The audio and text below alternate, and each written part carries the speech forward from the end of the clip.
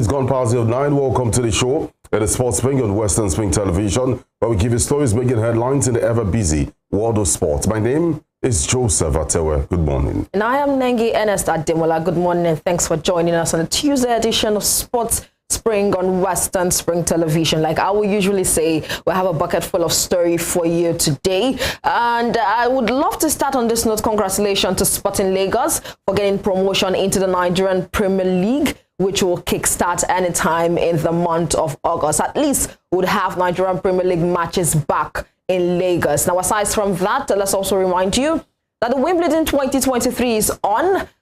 Good news for the likes of Iga Swiatek and Novak Djokovic.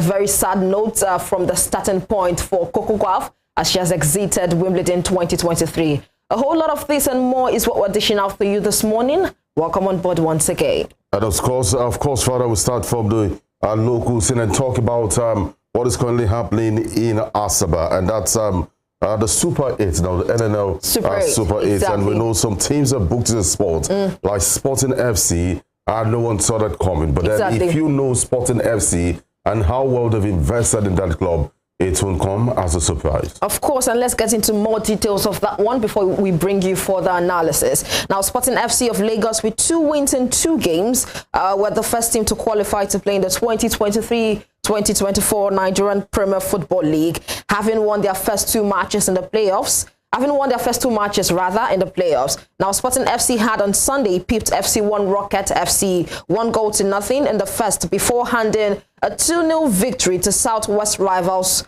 Thomas SC of Abeokuta on match day 2 of the Nigerian National League. That's the NNL playoffs. Now, the 2 victories at the Stephen Keshi Stadium Asaba were enough for the Lagos-based club to pick the ticket for their first NPFL season.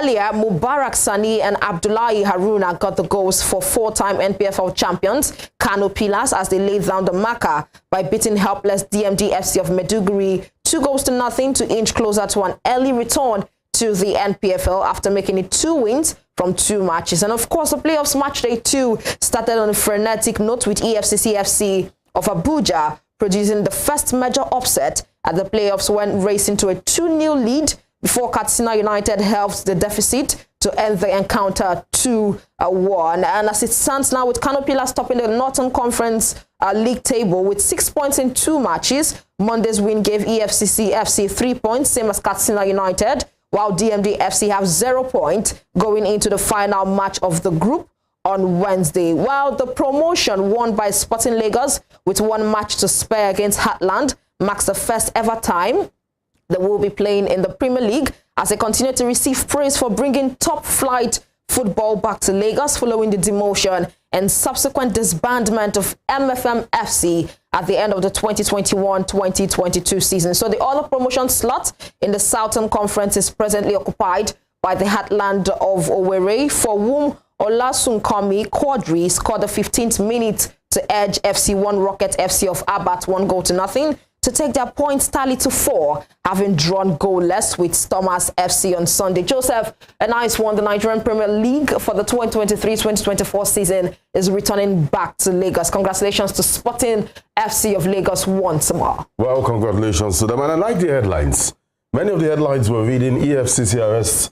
Yes. Their opponents. Yeah, and we see that. Somebody joked, Toby Adepoju joked about something that he hopes that if they make it to the Premier League, that the hierarchies at the club, instead of finding ways or concentrating on how the club will win the league or remain in the league, they won't be probing the officials of other other league. That's on the lighter note. But then we are happy that football is back to Lagos, and that's the beauty of the NPFL. And people will tell you that even in the UK, they sell more when you have the Manchester derby. Because you can't even imagine a season where you don't have football in Manchester. In London, they sell more too when you have the London derby. So, they will sell more when the football is back to Lagos. I mean, you have football fans, they want to come out and watch these teams. And to watch it. And we are excited that this is happening. We also know that Kano Pillars are on the brink of making it back to the NPFL. Well, they deservedly to be where they're supposed to be, I should say. With the big guns. Yes, with the big guns. And knowing full well that, Kano Pillars is a name when it comes to the Nigeria Premier League. And, football fans have been celebrating on Twitter, on Facebook, that these guys are back to the league. And We're waiting to see. I think EFCC might crash out. As it is. And, you know, there is something that caught my attention when it comes to Sporting FC of Lagos. Now, these people just bought a spot in the NNL. They just started. And they've already gained promotion into the NPL, that's Nigerian Premier League. And would want to give kudos to Godwin Enakena. I mean, this man was the former chairman of the MFM FC, which just got disbanded and relegated. This man, I tell you for sure, is a specialist, just like we have the likes of the Big Sam in the Premier League, whereby if you're suffering relegation or you want to gain promotion quickly, you have to employ his services. It's the same thing with this man. But Godwin Enakena, of course, he led, what's the name, MFM FC, not as coach, but as one of the directors, as the one seeing the affairs of football with the club. And I remember there was a season they survived relegation on the final day against FC Feinbar. That match was played in Lagos. So coming into that club, don't forget that money, loads of money was invested in that club. Absolutely. You remember a team, Leipzig was formed in 2007, and they had won the stop in the German league today. So if you have money and you put the right persons in the right places, definitely things will work. But then I agree with you. I'll talk about Godwin Enakena. He's a football analyst, is a football specialist. He knows what he's doing. Exactly. And a very sincere person. And that is what that club is enjoying right now. The MFM they were enjoying it at some point. At that point, they had Fidelis Ilechukwu as the coach. Yeah, but then, you know, they started manipulating things. And it will get to a stage where no matter how sincere you are, or no matter how blunt you can be, you'll be caged. If the people surrounding you are not willing to let it work. So I hope that it will work and we'll see that club grow. Exactly. Let's travel to Bayelsa. We understand that ahead of the 2023 Nigeria Premier Football League season, the management of Bayelsa United has announced the resumption for the players. The Yenagoa-based clubs started last season on a sneaky note, but bounced back towards the tail end of the season and finished strongly. The team under coach ATEWE emerged as one of the highest scoring side after walloping Abia Warriors 5-0. And the management, through its social media handle, announced Thursday, 6th of July as the resumption date for the preseason. And also, just to quote the statement, which said that the management of Bayelsa United Football Club has fixed Thursday, 6th July 2023 for the resumption of training activities ahead of the 2023-2024 Nigerian Premier League season. Now, that name is pronounced Dieprie Tebowe. Just like you, I have little issues pronouncing the Yoruba name. I think I have to. Dieprie Tebowe. Dieprie Tebowe. Okay. Anyways, let's give you... Are they Nigerians? The Nigerians, Bayelsa. Proud ones. Anyways, let's get into more updates as it concerns. More updates. I know that your own is NENGI, but it's Ayiba Efa again. Ayiba NENGI Efa. It's as easy as breaking it into syllables. Of course. All right, let's get into more details as it concerns the Nigerian Premier League. Now, we do know that Fidelis Ilechukwu pens farewell message to Plateau United to all but confirm his exit following the expiration of his contract. Now, his next destination is Rangers International, with final details left before he done set, according to what they wrote there. Now, bringing you further details concerning that one. Bringing you further update as it concerns the NPL. We also know that Sikiru Alimi is looking likely to now leave Shooting Stars, and talks with the Oluyole Warriors not promising as of now, but we understand that Eyimba, Akwa United and Remo Stars are interested in the forward. That's how it stands. And yesterday we did talk about the fact that there was a breaking news circulating the whole of social media platforms, talking about former Super Eagles legend, that's Kanu Nwankwo. And confirmation from the NPFL News on Twitter says that Kanu Nwankwo could be set to replace Felix Anyansi Agu as chairman of Eyimba FC. Now, Felix Anyansi Agu would leave his role after 24 years, a period that has seen the People's Elephant win 2 CAF CL titles, 2 CAF Super Cup titles, and 9 NPFL titles, and 4 Federation Cup titles. That is it and how it stands when it comes to the local set. Now let's talk about the girls. The Super Falcons and FC Barcelona feminine attacker Asisat Oshoala has stated that she'll be ready to compete at the World Cup.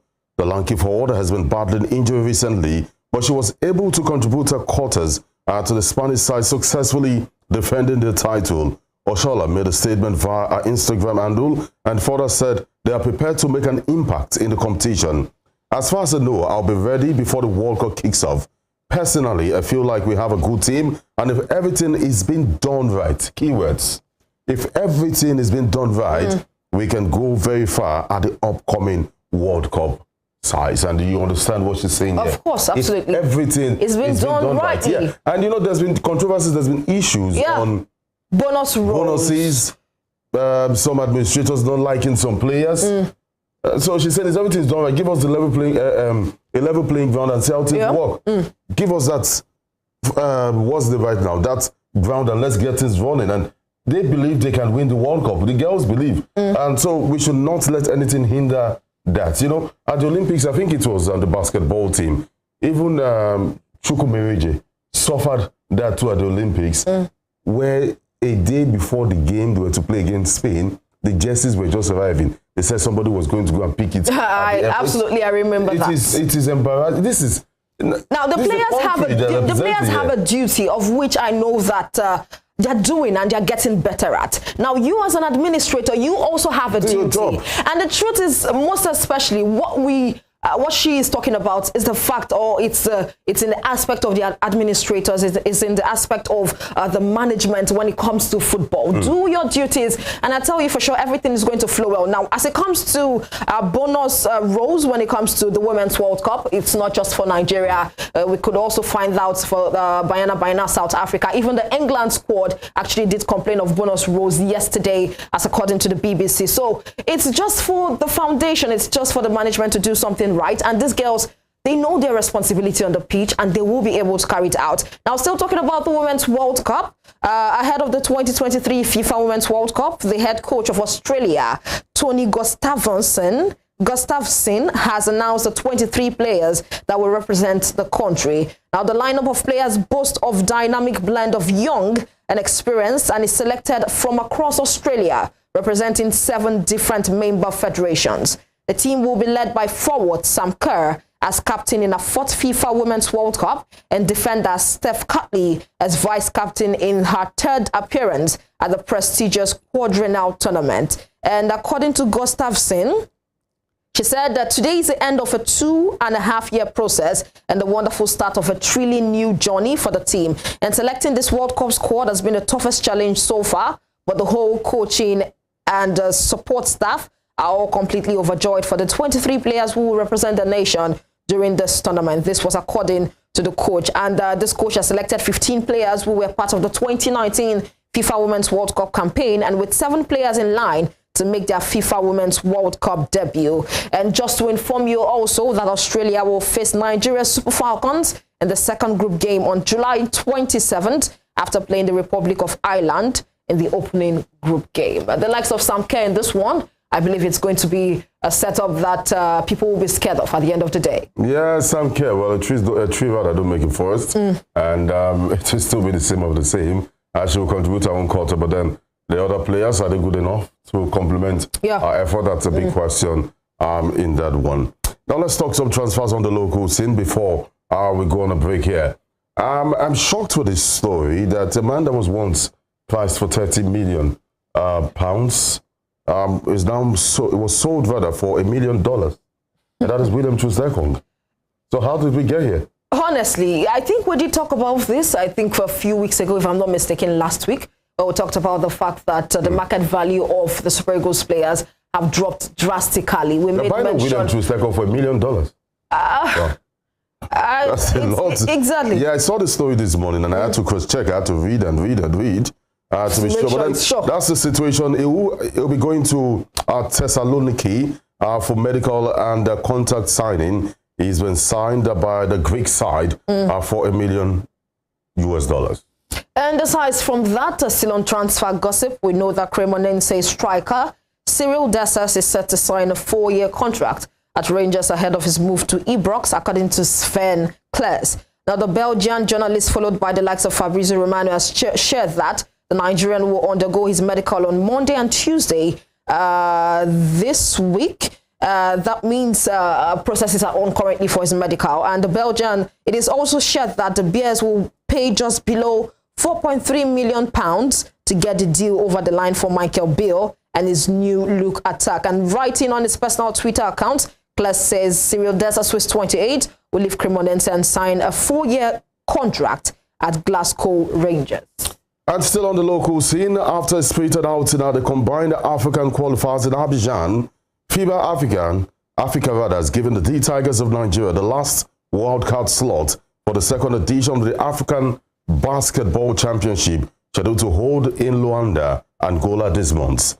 A hurriedly assembled D Tigers of Nigeria team 1-1 and narrowly lost 2 of the 3 matches at the qualifiers in Abidjan over the weekend to narrowly miss out on the automatic qualification. Now, having lost 62-65 to Guinea on day 1, Coach Ogo Odaudu and his boys bounced back to reckoning by thumping Benin Republic on Saturday before losing to host Côte d'Ivoire 65-74 points on Sunday night. And still on FIBA, as the pre-Olympic qualifying rounds are currently going on, we know that ahead of the FIBA Olympic pre-qualifying rounds, foreign-based players have started showing an interest to represent the Tigers. Now, Nigeria's senior basketball team, that's the Tigers, are regarded as one of the top favorites to secure a qualification ticket for the qualifiers. And Phoenix Suns star Chimezie Metu has become the first player to indicate interest in playing for Nigeria in the qualifying rounds. And he said this is one of the most important windows in the history of basketball in Nigeria. And just to also let you know that the Tigers have a competition to forget last weekend as they crashed out of the FIBA African qualifiers, which was held in Ivory Coast, but was picked to participate in the FIBA African Championship via wildcard by FIBA Africa. Well, good one from me too. We've watched him play and we know how good he is. He plays for the Suns, and if you're saying he wants to play for the D Tigers, why not draft him in and see what it brings to the table. And don't forget that the story we read, it says that a hurriedly assembled Nigerian side, and it means that not the key guys played in that game. But then, since they've gotten a wild card, what it means is that Ogo, that's the coach, have ample time now to assemble the best hands that can lead Nigeria to glory once again. Absolutely. When it comes to basketball, you don't fear Nigeria, then you're looking for trouble. And that's it on the local scene. Am I correct? Yes, exactly. That's it on the local scene. Let's give you highlights from the world of tennis. What is currently happening at the All England club? Coco Gauff, surprisingly, is out of the competition. We'll be back.